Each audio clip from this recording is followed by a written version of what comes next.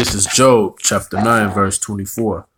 The earth is given into the hand of the wicked. He covereth the faces of the judges thereof.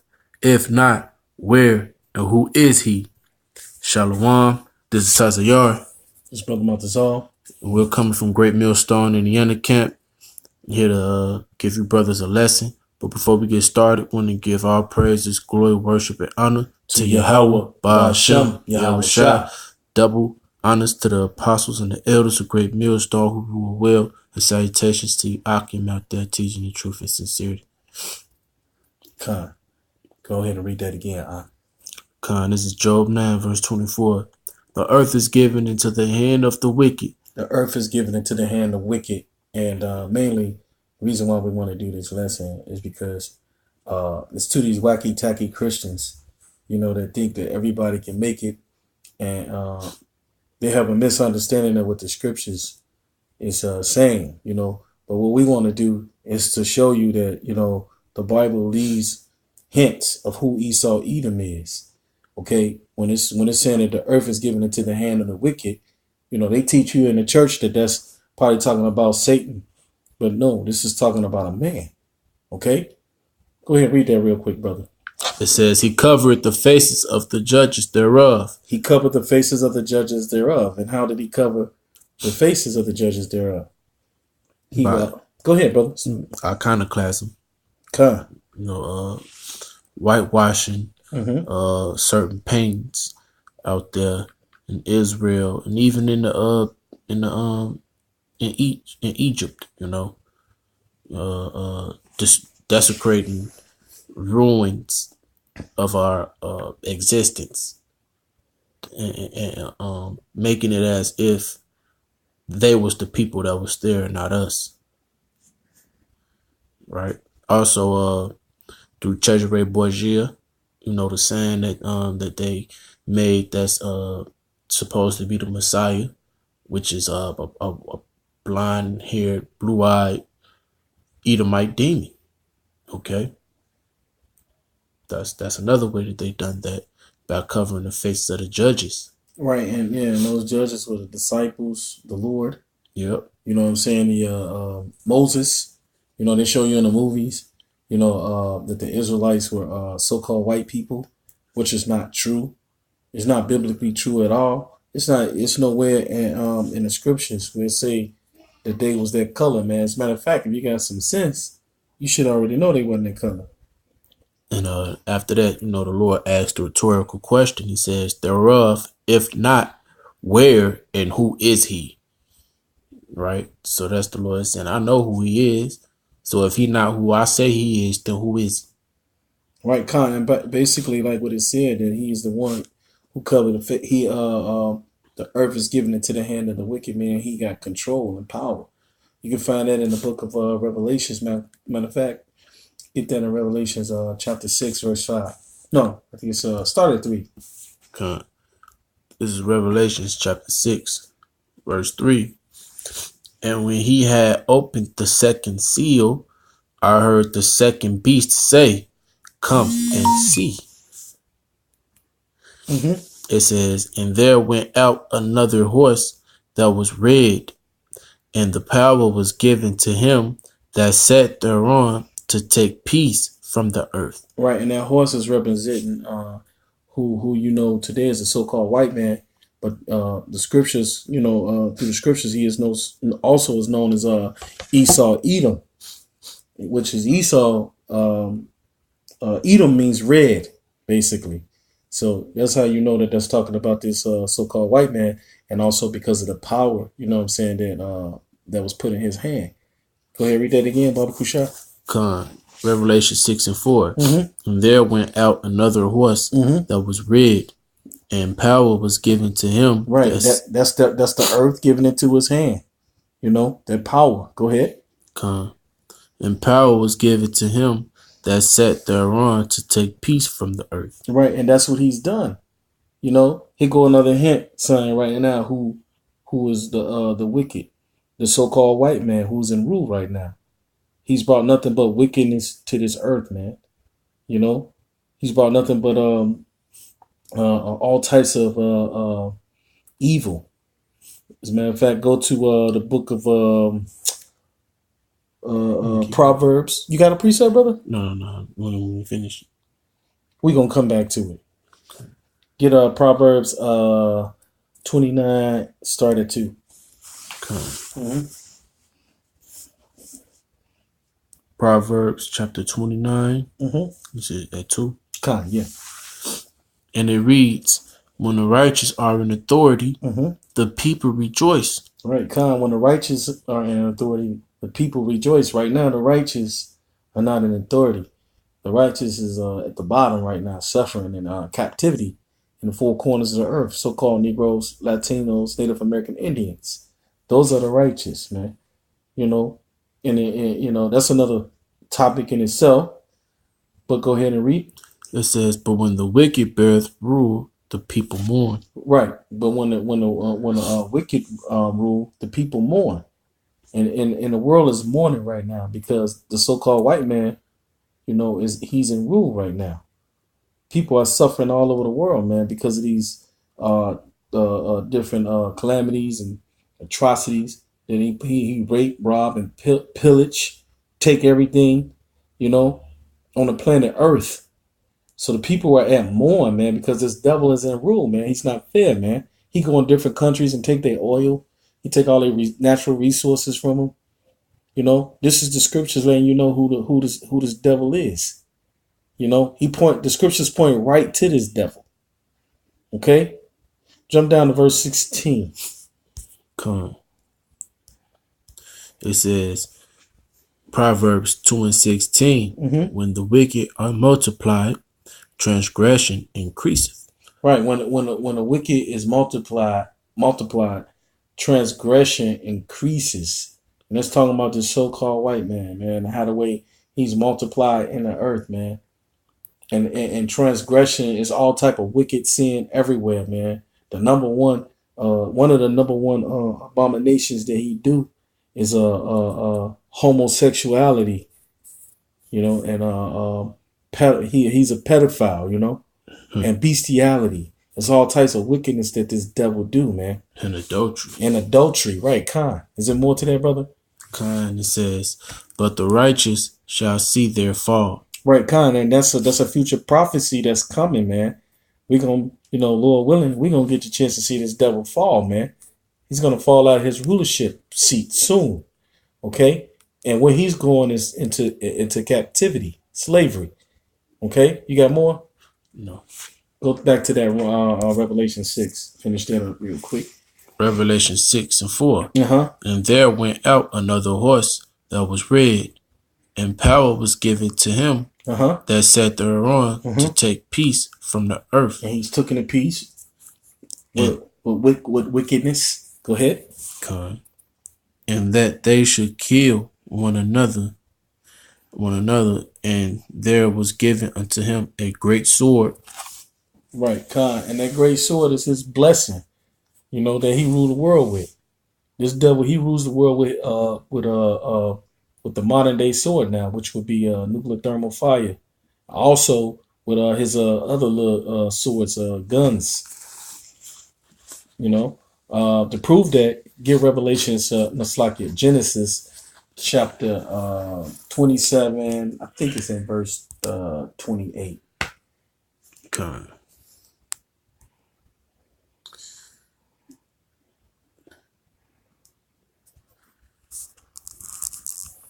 Matter of fact, I'm gonna start up because that's cool.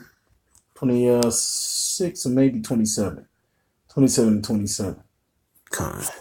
Genesis chapter 27.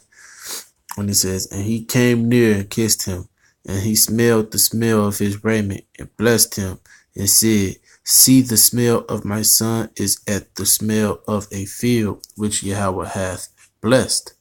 Therefore the power give thee of the dew of heaven and the fatness of the earth and plenty of corn and wine. Now this is the blessings of our forefather. This is the blessings of Jacob. Right. And it says, let people serve thee and nations bow down to thee.